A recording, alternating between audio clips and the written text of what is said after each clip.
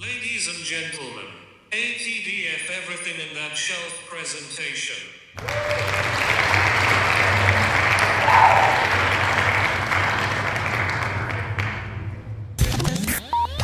You're now rocking with TDF everything. Spoiled Rotten.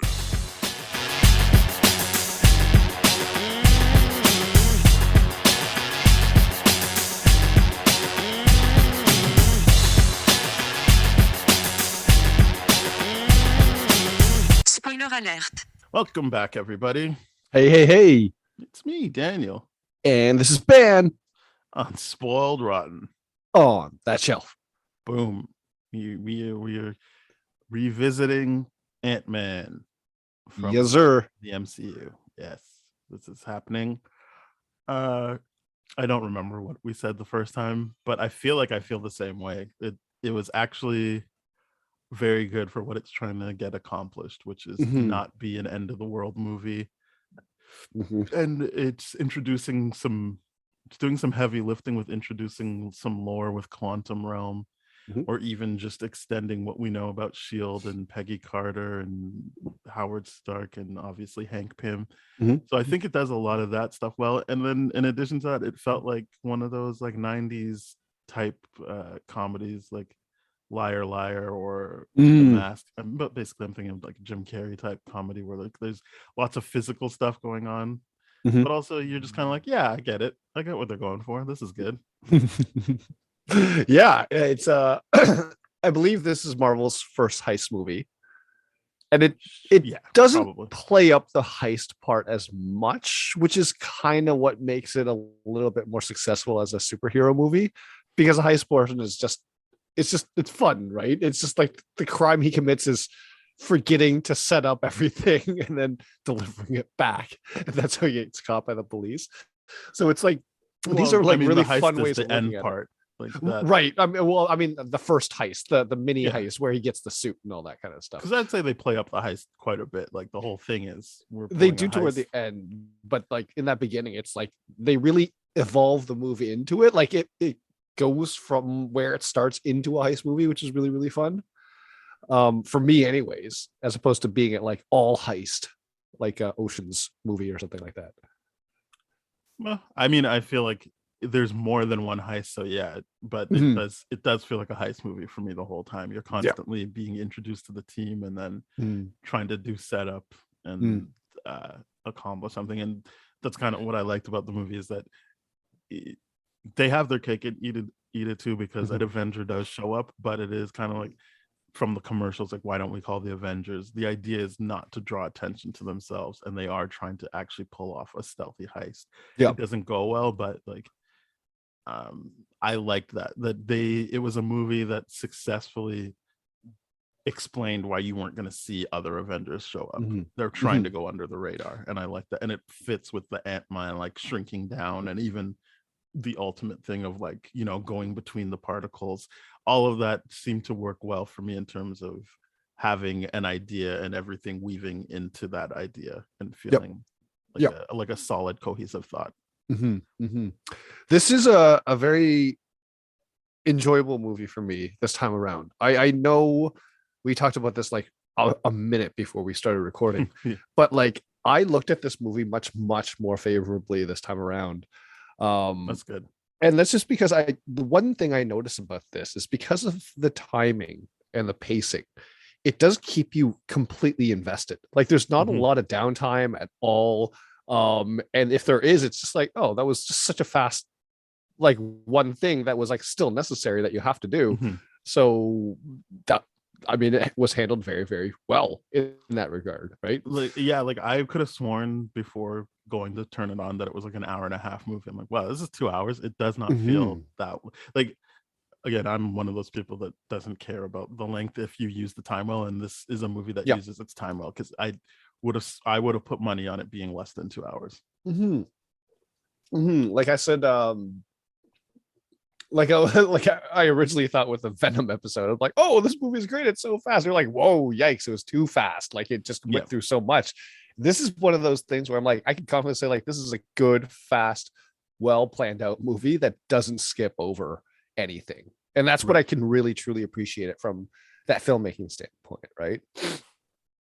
And I have come around a little bit more to Paul Rudd. I mean, I don't feel the same way about him as I used to. In all fairness, I looked at him like cottage cheese, something I personally don't enjoy, but like would never take away from anyone else. But now I'm like, oh, okay, I didn't realize there was a smooth version of cottage cheese.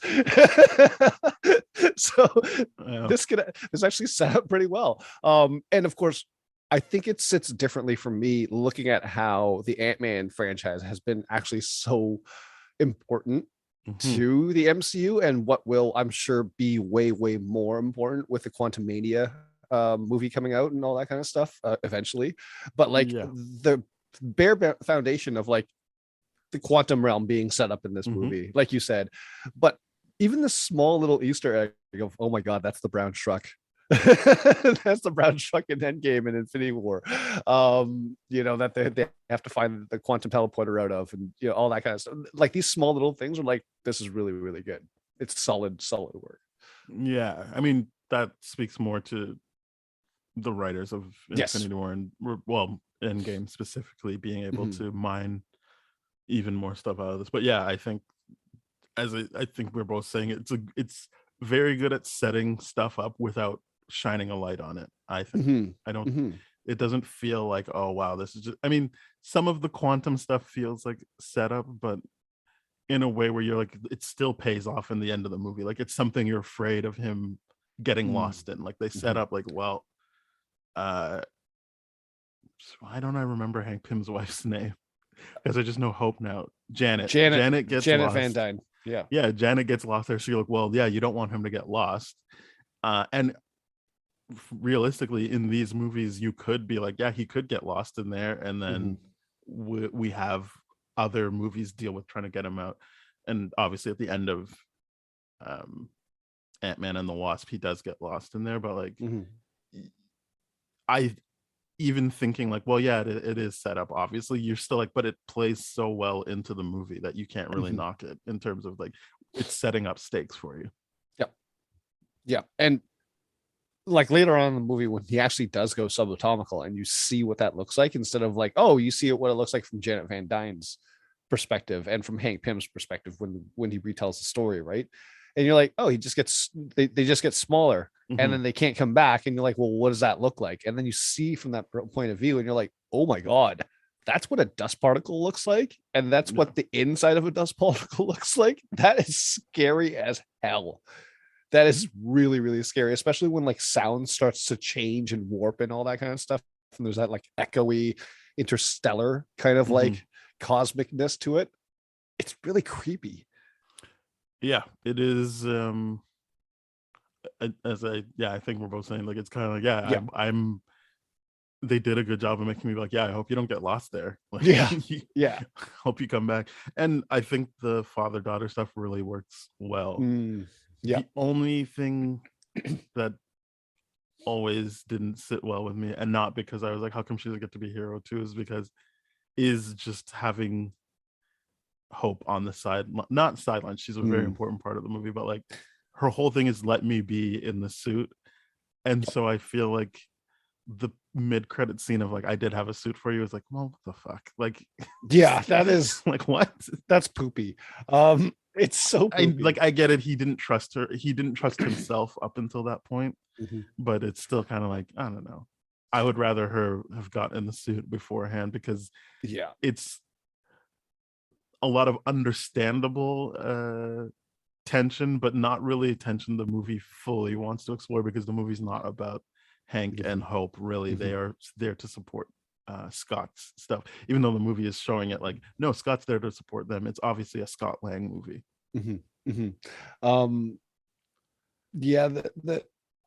I agree with you fully there. It's like, why did you have a suit developed? Like, okay, granted, people are like, oh, it's not fully developed, but I'm like, why would you start developing it and still have this kind of through line through this whole movie, prepping for the idea that your daughter will eventually use the same tech, right?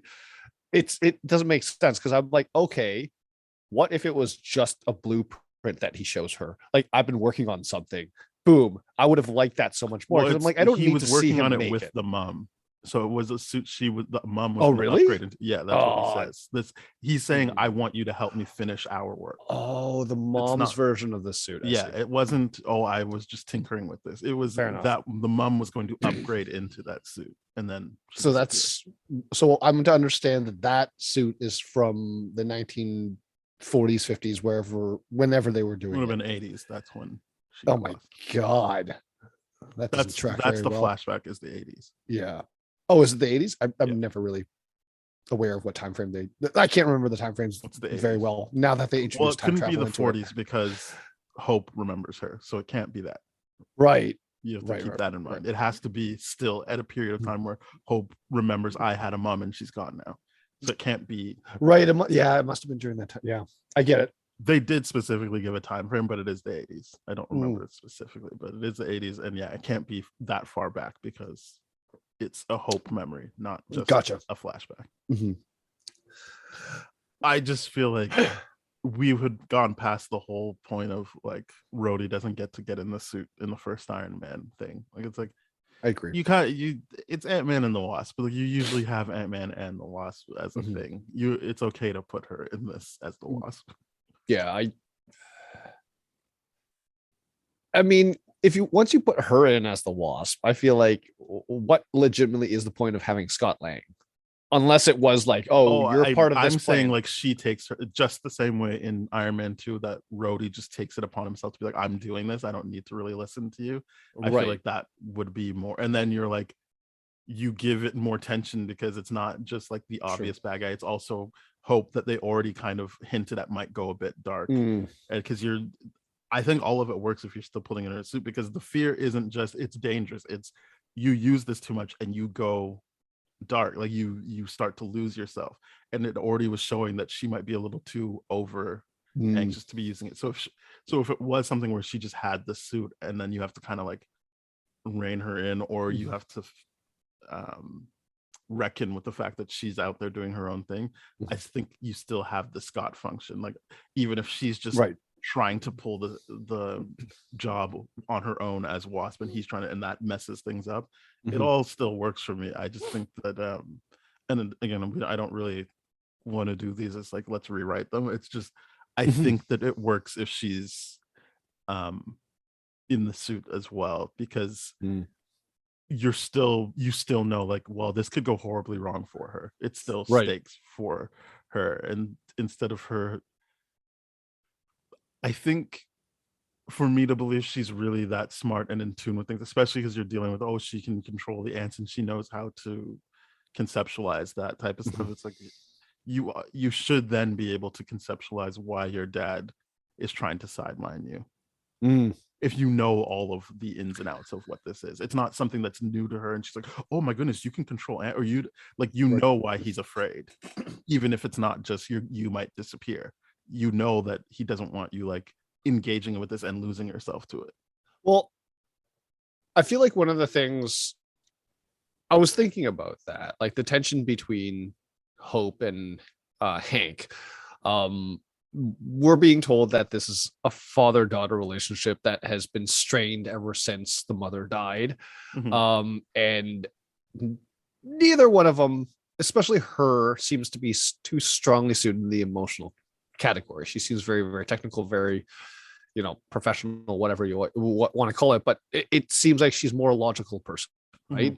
So for her to struggle about the idea of like why, to me, when Scott says like, you understand why, it's because I'm expendable, like that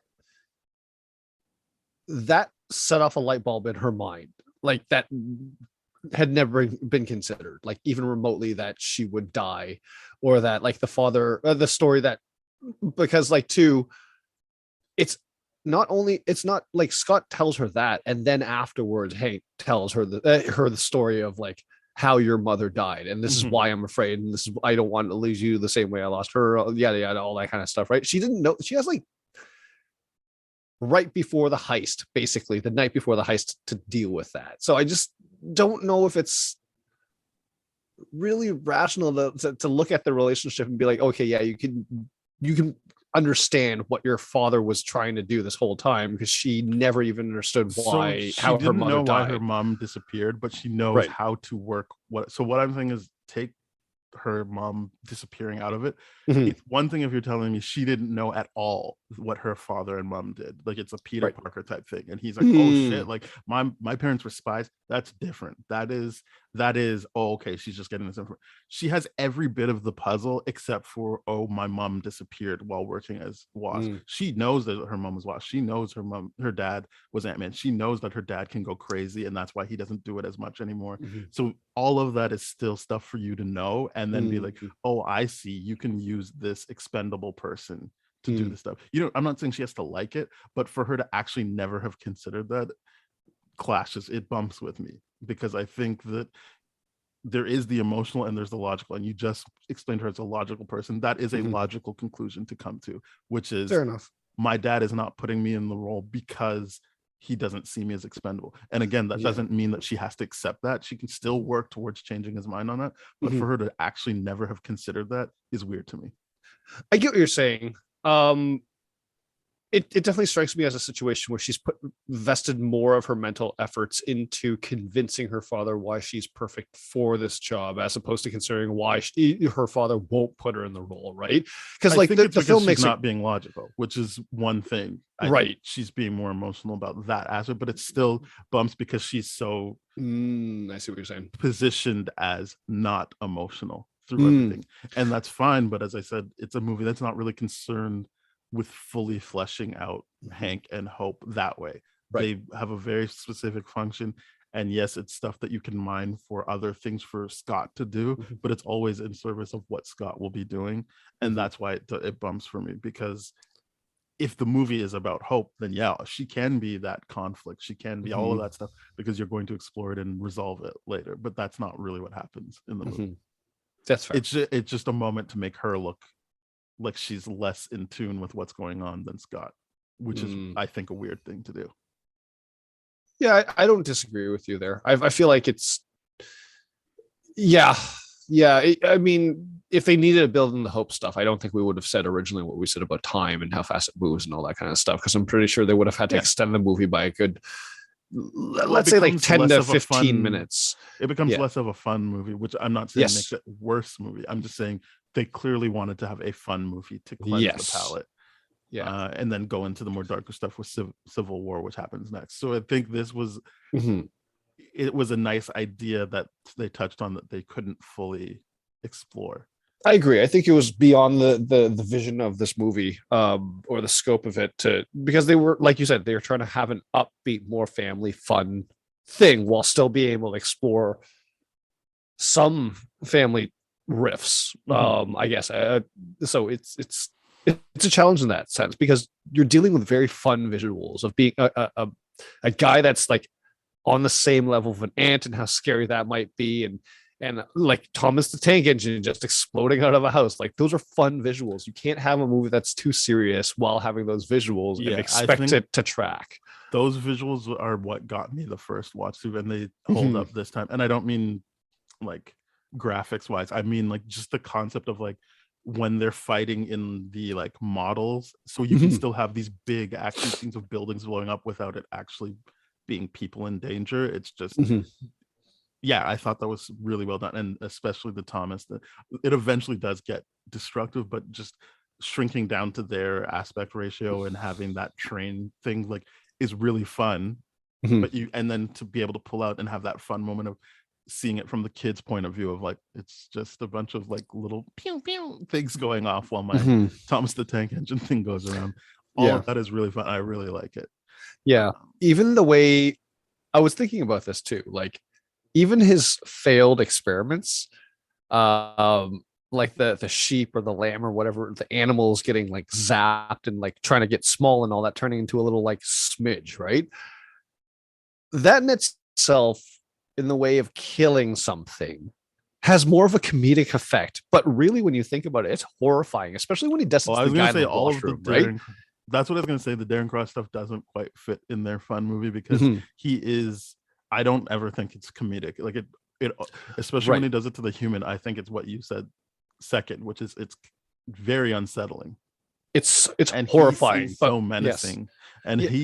he feels like he's in a different movie in that sense of like this Mhm. whole like, are you proud of me yet? And just his desperation to have Hank's Approval. respect Yeah. and feel like he's on the inside with something with Hank, Mhm. because obviously that was another thing where he does the whole presentation being like, obviously you were Ant-Man and I have footage of it, to then like him being like, oh, so you admit it. I'm like, yeah, what do you Yeah, why would you? what do you mean? So you admit Cat's it's like, out of the bag. you already exposed him. Yeah, like and I think that's why it didn't, because it was like, oh, he seems so petty and small while being this he should have felt, when you set him up with the like turning people into goop, turning sheep into goop, and just not caring. Yeah. He should feel more imposing when he comes over at night, that one night, and he even says later like, I came there to kill you but I wasn't ready yet. Like all of that is like these things where you're like setting him up and then undercutting him, and it felt weird. I agree with you, and I think yeah, Ghost worked well. I guess we'll get there. I'm not going to talk too much about Ant-Man and Wasp. Ghost ain't here. Worked for me. Ghost ain't here. That's No, Ant-Man that's 2. what I'm saying. That's what I'm saying in Ant-Man Right. and Wasp. Oh, I see. Ghost worked well, but not the who I feel like they really wanted the villain to be, which was Walton Goggins. Mhm. That didn't really work for me, and same with Darren Cross, didn't really work. Yeah, they give completely different energy to the whole movie, and it's not like the weight of what they're doing, especially the Darren Cross stuff, is ever really like fully a threat, because it's just like, well, it is the whole because movie, you see that he is going to sell this stuff to right, Hydra and Ten Rings. Like you can see that he's doing that. It's not explicitly stated, but you know that the one guy is Hydra from the flashback, but then you see 10 ring tattoos, so you're like, oh, he's going to sell this stuff to the bad guys. Yes. And that is a big deal. But the movie, I feel like that is one part where some of the other stuff makes up for this weird stuff where it's not fully developed. Right. What I meant by that is more the idea of like, he is, God, I don't think I said it well the first time. His killing and all that kind of stuff, I didn't imply that it was comedic, but the visuals of it would be less horrifying than a gory death for a child audience, to keep it upbeat and fun, right? Like if something shrinks and turns into goop, I don't have to worry about that until later. But in the heat of the moment, when he just moves on really, really quickly, but like for me, I'm like, that's freaking horrifying. Like the way he dies in the end, I'm like, oh my God, that's freaking scary. It's just, it's less messy on screen, I guess is what I meant. And less like in line with the movie, more fun. Like if someone like dies from like, oh, haha, you turned into a blue Oompa Loompa, like that's scary, but at the same time, there's a comedic effect to it, right? Mm-hmm. And I think that's what they kind of went with the shrinking of the stuff, and that's kind of what I went with more, because his stuff is, you're right, he's always undercut, because they'll have that giant presentation and then they'll reveal that they haven't had a successful shrinkage test yet. You know what I mean? That he's still working on it, and I'm just like, okay, so the threatening part is threatening if it works. And then the whole movie, it's like, oh, he finally got it to work once. And you're like, okay, but is it sustainable now? Is that technology sustainable? And it is for the one fight. So it's just like, okay, but was the tech ever going to work? Is this going to be like a Hammer Industries kind of situation where the idea is he lured them into trying to steal the suit so that he could steal the Pym particles from the Ant-Man suit, which is what he did. That's why it works. It's not that him not being able to get it to work is the idea is like, oh, okay, so they have time to steal the suit. They still need to get the suit so that he can't keep testing. The problem is once he lures them in to do it, now he's got everything he needs, and that's the problem. That's what you should be afraid of. Right. But one of my biggest issues with that whole angle is like, does he genuinely trust Hope, or is he like always like trying to play her the entire time? because I He's can't, not I trying to play genuinely her the can't. whole time. Exactly, like that's what I can't But I tell. don't Like think that's ever in the whole, question. He says exactly the moment that he realized that she wasn't on his side when he came to kill her dad and she was there. Yeah. He says exactly the point where he stopped trusting her. I get that, but I mean, one of the things is like for Cross to have set this whole thing up was like, oh, okay, well, I need the Hank Pym technology, and this is the only way to get the suit, and I'm gonna lure him to do this, this, and this. It would really imply he has a little bit more thought process than like he should have recognized that Hope was not on his side or something like that. To the like a I lot don't earlier, agree. and I think like what that he's going groundwork off of that is she says, I hate my dad. So it's one thing. I would say it would be one thing if he was like, oh, he didn't know she was even related to him. But if he knows that they're related and she hates him because he's lied about her mom to him, basically for that period of time, for decades, I would imagine. Yeah. Then he's like, well, it's in her best interest to like help me take his stuff away from him. I guess enemy of my enemy, right? Yes. Yeah. So I don't agree with you on that. That's fair. Okay, that's fair. I think that it's something I thought of when the movie started, but then I was like, no, I think I get it. And it's double pronged because he's also in proximity to Pym, which is really what he wants. Is he said he can be blinded by some things, which I don't even think he would be, because she's very cold to her dad. She's very openly antagonistic to her dad, and then like by calling him Hank, not calling him dad. Yeah. And there is a very real, I don't like that my dad lies to me all the time. I'm kind of tired of him not trusting me to do stuff. Yeah. I can see why Darren would see that and be like, yeah, I can work with her. He doesn't necessarily have to trust her, but he also doesn't really have to feel like, I don't know, is she playing me? Because he Completely would be fair. like, well, everything we're doing is helping her get what she wants to get, and I'm getting what I want, and it still keeps Hank's eye on me while I'm working with his daughter. It's That's everything fair. that he wants out of this. That's fair. It's not as planned out, but it's still well in line. That's fair.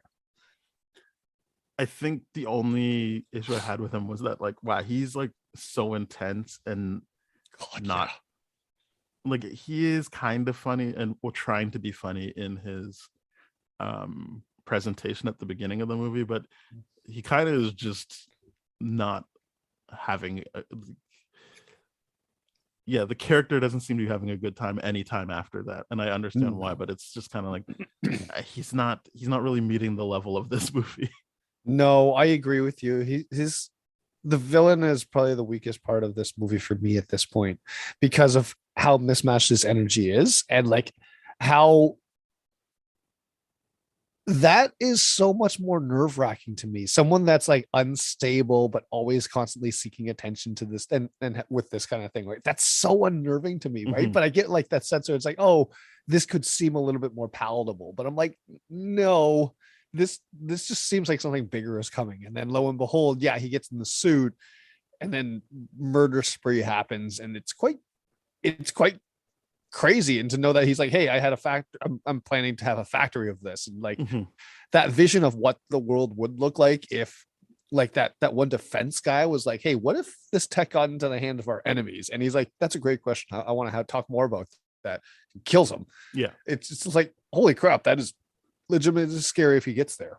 But if he gets there, it's like a Hammer Tech situation where it's like, oh, in Iron Man 2 is like, oh, if those drones actually work, then this is a scary situation. Well, I think the difference is, and I think that's good that it plays on our memory of like, well, he's got the suit, but he doesn't have tech to back it up, is Justin Hammer was never in danger of getting actual Stark tech. In fact, you knew that he wouldn't ever use Stark tech because he needs it to be Hammer Industries or whatever it's called. I can't remember now, but like, he wants it to be his stuff. He wants to best Stark versus Cross, who's like, I want it to be Hank stuff, and I want it. I'll take it from him, but I would rather that we work on this together. But I will take it from him, and that's more why it's different. Is because he's not foolishly thinking like, well, I could just do this on my own. He's trying to, but he's like, oh great, I've got what I actually need, and I'm going to use it now. Yeah, that's fair. Wait till he figures out about the Pym particles and all that kind of stuff. because he didn't figure that part out. He's like, he Well, just no, kind of that's what I'm saying. started He working took on it. them. He didn't, yeah, he didn't fully figure it out. He just took them and is like trying to figure that out, reverse engineering that. Oh, yikes! Good luck, bud. Good luck. Well, yeah, it was really hard for me to watch the movie just because of Evangeline Lilly's politics. So I was thinking exactly that. I'm like, oh wow, she is an actress that I don't enjoy because it's of just weird because Letitia Wright gets all the hate. I mean, yeah, there's a very obvious difference between very Evangeline obvious. Lilly and Letitia, right? Yeah, it's like, well, one of them actively supported the trucker convoy, and another one was just like, I don't know, I'm looking into whether or not I should get vaccinated. And then whatever happened on set, she came back, meaning she did get vaccinated. So Yep. One of them's not like the other in another way as well. Yeah. But only one of them really gets shit on. So we'll see what happens. Yeah. Yeah. It's kind of crap, but I mean, she does a good job in this movie. I mean, that was never it has nothing to do with the question, but it's just everything. it is hard watching it. Yeah. It wasn't because she's anti-vax. That is something that I'm pretty sure like Robert De Niro is anti-vax or whatever. Like, yeah. And not because this was before COVID. I don't know where he stands on COVID vaccination, but like it would make sense if he was anti anti-COVID vaccination just because he's anti-vax. But this, yeah, that the Evangeline Lilly stuff, I'm just like, you don't have to side with white supremacists. You could still be anti-vax and not, oh, I also support these white supremacist truckers. Yep. It's that Albertan blood in her. Yeah. So because I keep forgetting the fact that she is Canadian. Yes, like when I Googled it, I was like, oh, she's Canadian. Oh, she's from Alberta. Mm-hmm. Oh, okay. Yeah. Interesting. That has a track record in my books. Yeah. But yeah, this isn't to say she's bad in the movie. It's I think we pointed out the weakness of the writing for her story arc, but it is, yeah, she plays it well. She plays it well. It's always frustrating when you have a character that's like, I can do more, please let me do more, and then the other character is like, no, you can't, because I won't let you because of my insecurities. And then we know that they have to get through that growth stage, and they ultimately do, but not in this movie. Not to retread it, but I think the more you talk about it, the more I'm like, yeah, it's like a woman that's literally being sidelined by two white men and like out of control, like out of her own control, and you're kind of like, but I just feel like this franchise, as in the MCU, not the Ant-Man franchise, the MCU has already shown like there are characters who are like, well, I'm just going to take it then because I'm going to do the right thing. Yes. And we don't need to have a repeat of them waiting a movie to make that decision. We could jump right to that because we've already seen what that looks like with Iron Man 2. But again, not here to rewrite it. Just it bumped with me this time. In addition to some of the Darren Cross stuff. Yeah. It's I hear you. It bumped for me too. It's just the first time around I saw it, I was like, the argument's so good, but now I'm looking at it, I'm like, is this double fridging of characters where you're fridging basically? Well, no, I don't want to use that term because that's a very specific term, and that's not what's happening here. That I know that's not what's happening, but it's like it's a weird like what is happening here, and it's just like it does track to me that that's really one male character. It's not, Scott really doesn't have any say in like whether or not she gets to do anything. So I think it's just Hank for her. That is true. He doesn't really do that at all. No, like he mocks her. He's like, "Well, you're gonna punch me. You're gonna," and like I think, yeah, he is kind of he's pretty misogynistic. Yeah, I think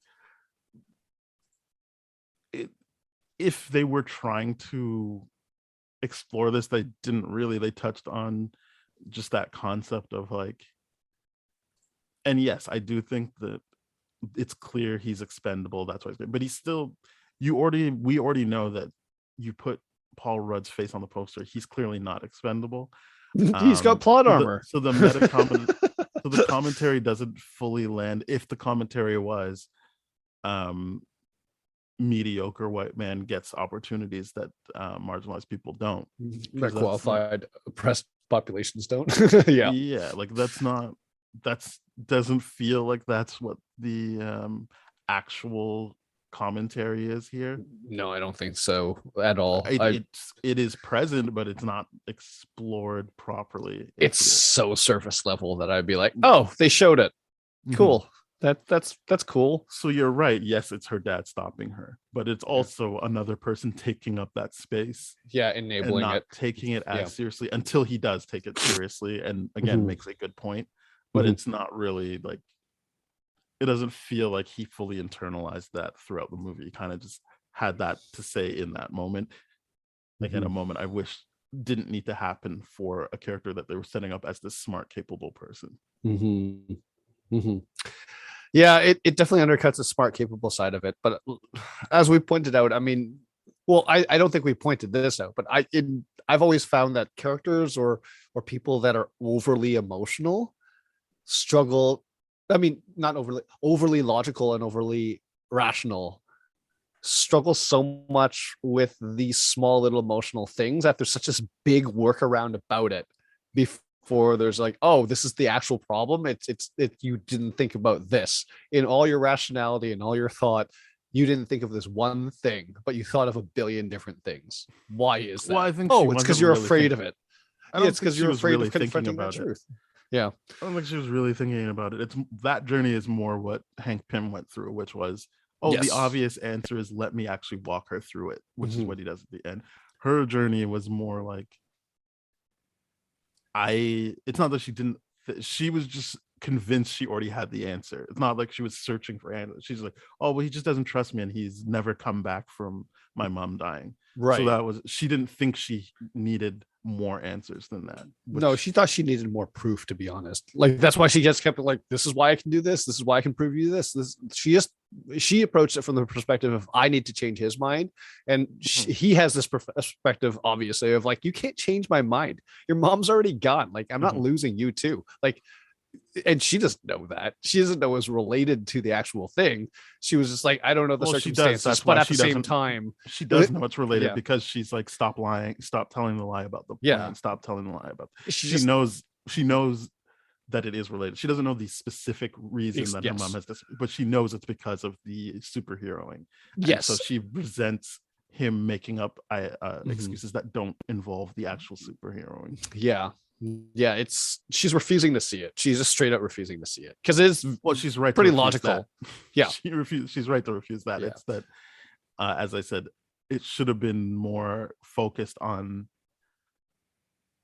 Hank's realization that like, I am hurting this relationship by doing this, and there is a way for me to encourage and support my daughter without feeling like I'm putting her in danger. Fair enough. And less about Hope, who is the child in the situation, growing up and realizing because as I said, she could still realize why it's happening and feel like, who cares though? You should still be helping me with this. I'm still good at it. It's very true. Yeah, she should be like, hey, but I'm better than mom. Like, even if or whatever. Even if she's like, look, I know what she did wrong, or like having that conversation where she can actually detail why she thinks she would do better. Me saying she should already know that doesn't mean that she should be okay with it. It's just it was a weird thing to keep the character from being able to express, which is I get it, she is gone, you don't want me to be gone as well, that's why you're bringing in this idiot, because who cares if he's gone at the end of it, but I can still do this better than him, and I can do it better than mom. Yep, you're right. It bothers me because the irrationality of it, but I guess it is what it is. The movie is what it is. So they just needed to do that, and then they give us Hirsuten too, so that's fun. One thing I will say is, this is the type of stuff like when Scott burgles, because obviously it's made clear that Hank wanted this to happen. It's the test. But Yeah. when Scott is burgling and finding workarounds every time, that is more what I want to see from a Batman, not the whatever people think detective stuff is. Like, I actually 100% agree with you in that. that is like when he was like, oh shit, it's this, okay, I can do this then, and not be like, oh, what do we do? He's like, yeah, whatever, okay, I can figure this out. That is what I want to see from a Batman. That is more engaging and exciting for me. I even watched Nightmare Alley, and I know it's a Sherlock thing, but people mostly say that Batman is Sherlock. When I'm not gonna give away spoilers for Nightmare Alley, but like Bradley Cooper does this thing to Kate Blanchett's character where he pieces together all these things, and I'm like, yeah, see, all of that stuff is what I would want from a Batman movie. Like, so it's the two things. It's using deduction and being like, well, this clearly has to be the case because this and this, and then also, oh shit, I came up against something, let me piece something together to like get around it. All of that is showing, not telling, and also doesn't make your character look like an idiot, because Scott still looks smart and capable when he's doing that stuff, even though it's not really, he was never really in danger of not finding that suit, but you don't know that in the moment, and in the moment you're watching him problem solve and look good, instead of like, oh, I don't know Spanish, or oh, it's got to be this is the answer, or I know riddles. And I mean, like, the way he lifted the thumbprint was like, if we think about it, to me, like, you and I talk about like what's the best detective part of a Batman movie, and you and I, well, more you point out the thumbprint thing from. No, I disagree with that. I think it's bad. Oh, you don't like it. Okay, you don't like that. I like that part from that's what it is. So I like that part. I'm like, this is the best part of how they did the detective stuff within the movie, because it showed stuff that only he had the resources to do, that he was capable of, and all that kind of stuff. With the Batman, the Robert Pattinson one, it was like, I wasn't convinced that he was the only one that would notice those things. It's just that if they were to spend a little bit more time at the crime scene, because the crime scene was fresh, it's like if they were to spend a bit more time at the crime scene, I'm sure they would have noticed the same stuff that Batman noticed. Better. I still think that's good to show that he knew where to look faster than them. It's just, I don't want to rehash the Batman stuff, but it's just, this movie shows a better version of what I think, what I thought people wanted to see when they talk about a detective Batman. And I know, creating all that stuff isn't detective work, but it's still showing Batman as a thinker as opposed to just someone who beats people up. Yes, because the thing that would have gotten me on board with that Batman, like, not to rewrite their stuff, but if there was like a scene where Riddler had Batman in a trap, you know what I mean? It was like a Saw style trap where he's like, we have to, like, whatever.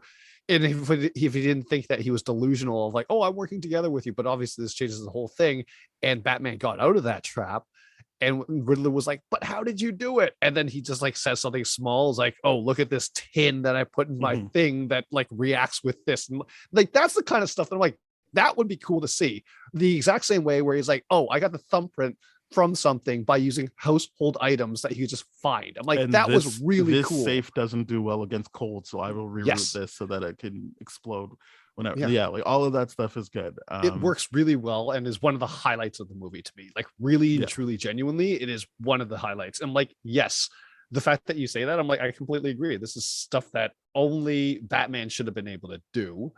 But the Batman movie doesn't do it as successfully. Like, this is, in a heist movie, more successfully done from a detective style kind of thing to figure out and analyze and process than I think the Batman. Well, as I said, I don't really want him to be a detective. Otherwise, what's the point of like working with Jim Gordon? I would rather him just be a resourceful person that gets shit done. But anyway, he's someone that operates above the law, but alongside with the law, and that's what's exciting about it. But like, you're right, that the detective stuff, I think that was a time-based thing where it's like, oh, when you first introduced Batman, that was the legit superpowers. Like, we had to make him this. Maybe I don't know, but like, I think you're right. Let's move on from it, because let's move on to the tech thing. It doesn't. I mean, the Batman thing, world's greatest detective, doesn't track with us. It doesn't hit home. Yeah, it doesn't matter. I really like his daughter. I like her in both the Ant-Man movies so far, but his daughter, she really won me over when she's talking to Bobby Cannavale. She's like, "Are you looking for my dad?" And he's like, "Yeah, I just wanted to be sick," because he is nice enough. It's not like he's an asshole, but like other than when he kicks him out of the party. But we'll get to that. But when she's like, "I hope you don't find him," I was like, "Good for you. Way to stick up for your dad." So here's the funny thing. When I rewatched this movie, looking at Bobby Cannavale's character, I think back to him like, oh man, I've been looking at his character wrong the whole time. He's like Pierce Brosnan and Mrs. Doubtfire in the sense where I'm like, he's done legitimately nothing wrong. He's done everything. He's being a loving father, like stepfather. He's being a supportive husband and all this kind of stuff. And he's being very rational. It's like, hey, you can't just show up unannounced and you can't just come to a birthday party in my house. I want you out of my house, like, because of all this stuff. I'm like, all those things are rational. Like, I agree with that, but I was just like, honestly, once the kid sees him already, the damage is done. Like it would be one thing if you can still have him push back. Again, we're not trying to rewrite. I just agreed with when he said your husband's an asshat, which was, my daughter already saw me. I haven't been gone because I'm just off doing other stuff. I was in jail. I came out of jail from and went to my daughter's birthday party. I'm trying to do better. Yeah. So yes, because I remember Pauline being like, "What the fuck is this guy's problem? Why would he do that to him? Like, why can't he just see his daughter at his birthday party?" I'm like, I understand the legality of it. There must be something in place, and he is a cop. I understand the flack he would get if he just let it happen. But I'm like, but also you're a human being. You're not trying to play him as just a cop. He only cares about being a cop. Like, you are playing it that he can assess the situation and be like, well, okay, like the daughter already saw him at that point. Yes, you don't have to like escort him off the premise like a criminal at that point. Because the problem is the moment when people are like, why can't the father just be there? I'm like, the position it puts Bobby's character in is so undeniably manipulative at that point and inconsiderate for Scott, because he's like, what, my daughter already saw me, and if you kick me out, then you're the bad guy now, or I'm going to make my mom the bad guy because it's like, she obviously wants me here. So if you like, so I'm going to force my way into this party, even though I was uninvited. And, like everyone, like the people organizing it here, the hosts obviously do not want you here. Like, this is like, that's a really manipulative and shitty, selfish thing to do. It really genuinely is, because he could have very well waited until his visitation or whatever it is. And he's, my sense is he doesn't have visitation. Right. Well, that's true. That's what I didn't think. But either way, it's just like, it could have been handled very, very differently. And he just was, no, I want to see my daughter. And I'm like, I get that desire. I truly do. But that was selfish and inconsiderate of Scott. Like, he's the adult. Like, that was a manipulative move. Like, when people are like, I don't get why, I'm like, that's why, because it's extremely manipulative to do that. Yes, if you're just looking at it academically, it is. But the reality is he was there for his daughter, to see his daughter. I think people can see like parallels with like Kanye West being like, I can't go to North's birthday party. 100%. But then you hear the reality, which is he could have very well had a party at his house. He didn't need to show up and cause a scene. This is not the same with Scott, though. Scott doesn't have that ability. Right. So I do think it's different, and I do think that the ultimate takeaway shouldn't be that Scott was the asshole in that situation. He's a desperate guy with no resources. And that's about it. Versus, bringing up the Kanye thing, he's just an asshat. Yeah, that is because I don't want it to feel like there's the same thing. It's like, well, one person doesn't have the access and is like, this is how I will see my daughter, versus the person who's like, I'm gonna make a big show of this and try and make people look bad, and I'm gonna show up and say, oh, they won't give me the directions, they won't tell me where it is. And I'm gonna make it all about me, and I'm just gonna ramble, and then it's gonna be delusional, it's gonna derail everything, and it's just gonna be unproductive. I think not cool, Kanye. I do think it's different. Not cool. It's very different. It's heavily different. But I mean, it's fun to talk about because it's very fun to talk about. But I think he's Wait, I to be also clear, like when she's like, he's like, you married a cop. I'm like, good. I'm glad that they're not like lionizing him for being Yes. a cop. And she's like, at least he's not a crook. I'm like, nah, you married a cop. Fuck you. I mean, like the movie paints him off as like the Robin Hood style crook. It's just like he did something, and like, why is she pushing back on that? It's like, because she could just be like I'm mad at you for like skipping out on a daughter's like life and all that kind of stuff by doing this one thing that was selfish, instead of being like the whole like crook thing or whatever. Like I disagree. I mean, he I broke didn't the like law that. regardless. I get that. But I mean, when we jaywalk, we break ex-wife the into law. it. Yeah. Yeah, but you don't go to jail for that amount of time for jaywalking. You do I know realize, I know what you mean, but I there's a mean, like, difference. It's not. He didn't jaywalk. I totally get what you say, that there's a difference, but I mean, like, technicalities, like, it's just like, okay, he broke the law, but he did it for what reason? Like, I think these shows and these movies constantly show you that, like, especially when cops are involved, it's like, oh, heroes have to go beyond the law in order to get something done, especially in this, right? There's like cops all around, only Ant-Man can get it done or whatever it is, but that's because of the tech. But that's what every movie is showing. Like Batman, the cops are heavily involved, but only Batman can get it done because he go beyond the law and all that kind of stuff. At least in movies, that's what it's showing us. So like when it says like, oh, it's like there's a different degree of the law, I'm like, yeah, I get that. It's very logical, but it's just like, what did he do in the first place is what reason why I say a it's lot of different people look is reason why I say it's different in her eyes. Yeah, he missed a huge chunk of his daughter's life because of a decision he made, not because the decision was as trivial as jaywalking. Yes, I get that. So there is a difference. Yeah, and he purposely made a decision as opposed to him being and so caught what I'm saying accidentally. is, yes, I didn't bring in the ex-wife into this, the Judy Greer character, because I don't see anything that she did that was wrong in terms of being the parent that was left to hold everything.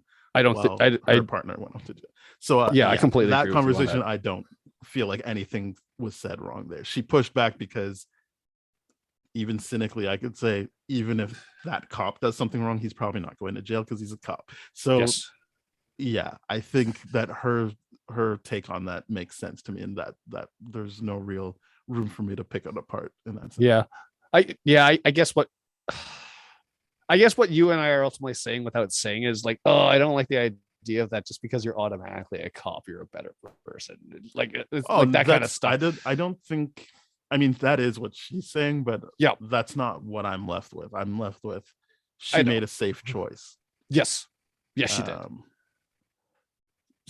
She made a choice out of security. And what I like is that when you get to see him again, you could see that he is a good person as well. So that it doesn't feel like, oh, she just went with the cop because of that. Like, you see that he's a good person outside of like how supportive he is to Scott in the second movie. Like, I like that his character has a chance to grow beyond being the cop and representing a certain amount of security for someone who was left in the lurch.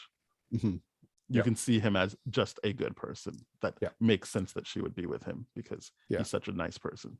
Yeah.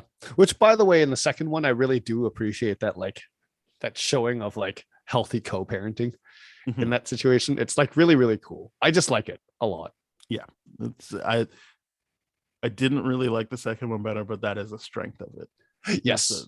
That they showed that. But yeah, well, I guess we haven't really talked about Hank.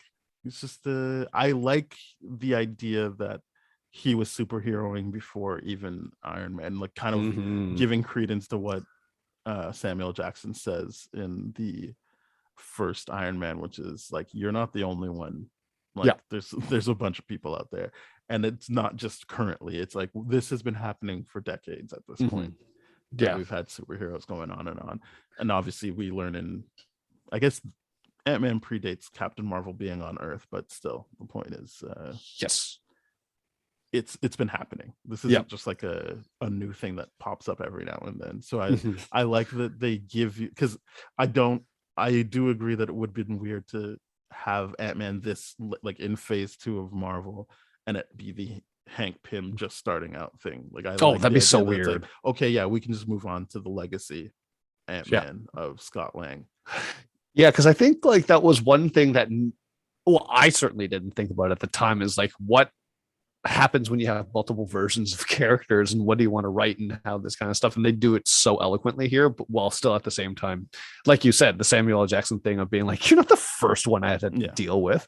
But it's obviously the first time he's trying to put together a team versus in the before it was like, oh, we have freelance workers or contract workers that have specific powers that we have to get used to. I don't think he would have been around for the No, he wouldn't have the Ant-Man stuff. been. No, but he would have gotten access to the data, which is one thing that I do want to point out in this movie. Like when they start pitching this idea, and when who's in that room? Is Shield represented in that room or no? We have like, so when they're like when Cross is doing like, oh, see, here's all the footage I have of you as Ant-Man. Ha ha ha. Well, like I don't think Shield is, because Shield doesn't exist at that point. Okay, because one of my weird things is that's just the Hydra person, the guy from the first. Right? No. I get that. What I'm saying is like, because the original the original Ant-Man and the Wasp was a Shield project, right? Mm-hmm. Wouldn't Shield be a little bit more involved that their tech and one of their agents has been identified, or no? What do you mean? Like, if Cross Shield figured doesn't out, exist when that presentation's happening. It doesn't exist. What? Oh wait, it was taken right, because it down disbanded. Right. Yeah. Because I forget that. Okay, fair enough. So they wouldn't have cared. No, or they wouldn't have been able to go it's after. It's not that they wouldn't care. It's just kind of like it's a non-issue. Yeah, it is not. Yeah. Okay, fair enough. Because I was like the whole time I'm like, wouldn't Shield care a little bit more about this? But I forgot about that huge, very important factor that it does not exist. It's good fun. They were out. So yeah, the Hank stuff is good. I like that he is still painted as an asshole. Yep. Even like he doesn't really get along with anyone in the flashback. He never really it's like a really consistent thing in all of these things. He's always kind of just on the outs. It's just like a cranky guy that's on the outs with everybody he's working with. He's always 1 year away from, like 1 month away from retirement, but he just like keeps getting pulled back in because only he can do it, baby. Yeah, I like that. The crew is in it. I thought they had more to do in this one, and my memory was they have even less to do in the second one.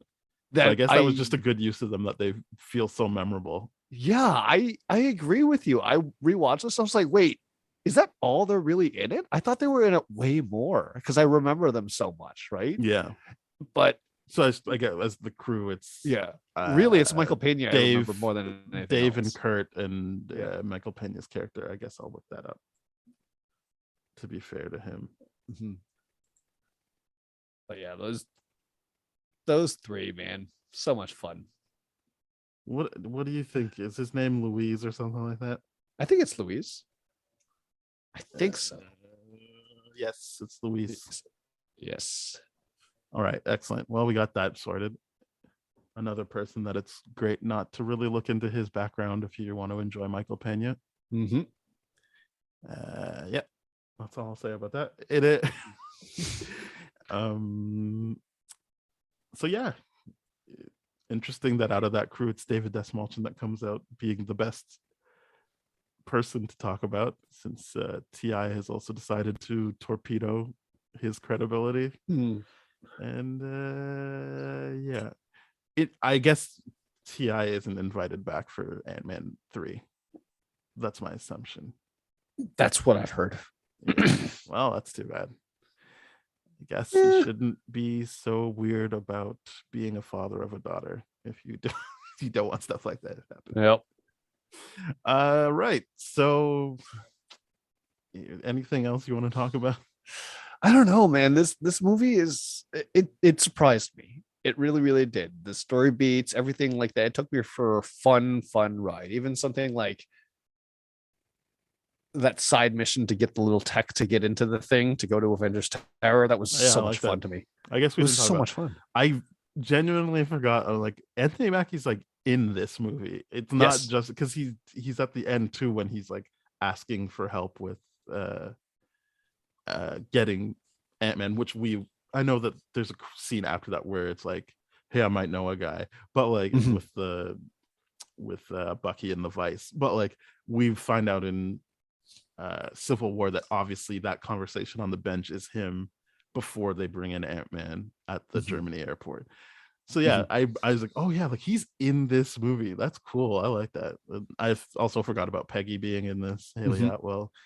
It was just a nice revisit. It was good to revisit. I haven't really changed how I feel about it.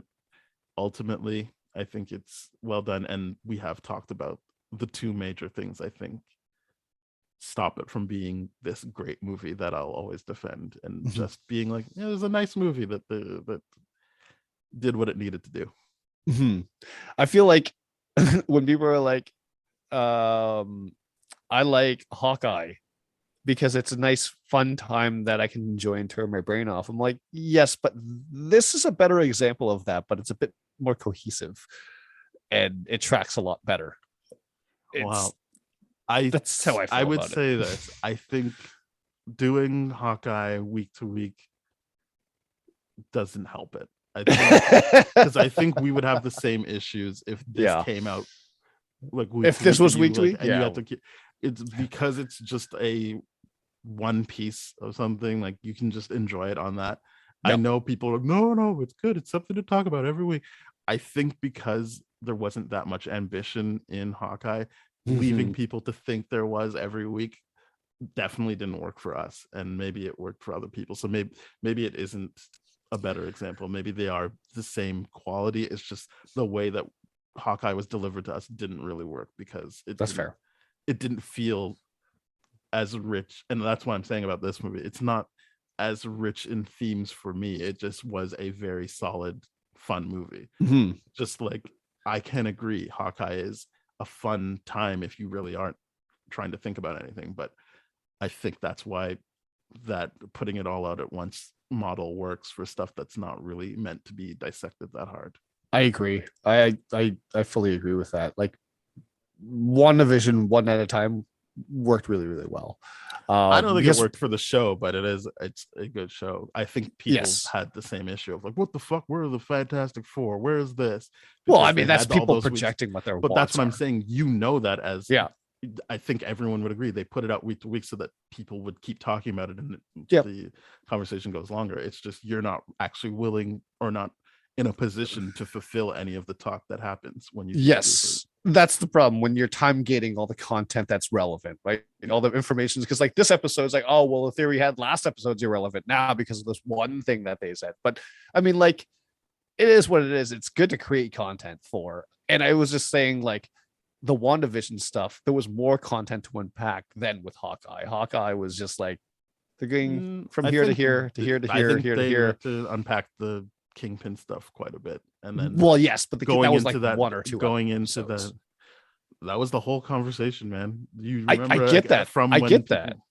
But WandaVision was figuring it all out. It was like there was like a camaraderie there. It was like, what does this mean? What does this mean? What does this mean? With Hawkeye, I was like, when are we gonna get to I don't think you're remembering WandaVision properly. I think you should even listen to our episode and how you talked about it, because there was frustration in the beginning episode. So I don't think there was camaraderie like you're talking about. Fair enough. Yeah. I think you're remembering it a bit rosier than what was actually happening in real time. That's new for me. The rosier side of things. Yeah. But either way, you're probably right. My memory does not serve me well nowadays, especially with very limited sleep. All right. Well, having said that, let's try and rate this thing, and hopefully you can have some rest throughout the day. No, I'm good right now. Okay. This is 7.5 for me. Interesting. Yeah, it is a 7 for me. Yeah. Oh, really? Yeah. Oh, I really shined my tune on this because I don't think I've ever rated this higher than you have. This Ant-Man, I don't remember. I genuinely don't remember. I think it's like episode 7 or something. Like it's one of the early episodes of this podcast. We did Ant-Man. It is one of the earlier ones, but I don't never remember was what we rated it, and I don't remember like when we've done the like when we've just listed and ranked them. I don't remember what I've said, but all I know is I haven't really changed my opinion on how fun it is. But I think we've seen deeper, richer things. Past this point, so. For me, it's a solid 7.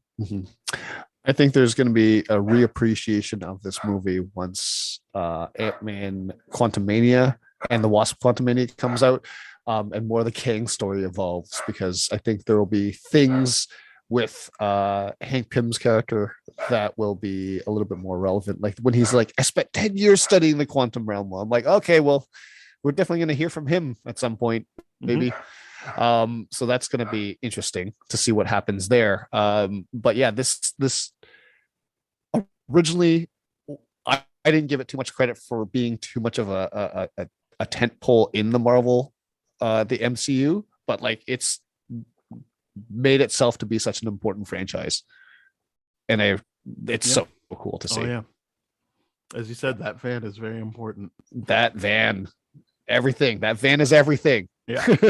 All right, thank you very much, everybody. We are part of the podcast network called That Shelf. So go to thatshelf.com for other great shows like Bad Game Movies, Black Hole Films, Changing Reels. There's a whole bunch of shows, and sorry if I got the names wrong. You'll find our show, those shows, more shows. So please head on over there. And if you'd like to hear older episodes like our Ant-Man episode, it's not behind a paywall. It's just we made a transfer later in time. But yeah, older episodes are at tdfeverything.com/spoiledrotten. And we're on all sorts of podcast places, so head there, rate, review, subscribe, share with your friends, all that good stuff. And if we're not where you get your podcasts, please hit us up on Twitter at tdspoiled or email spoiledpodcast@gmail.com. Thank you very much. Bye-bye. Cheers.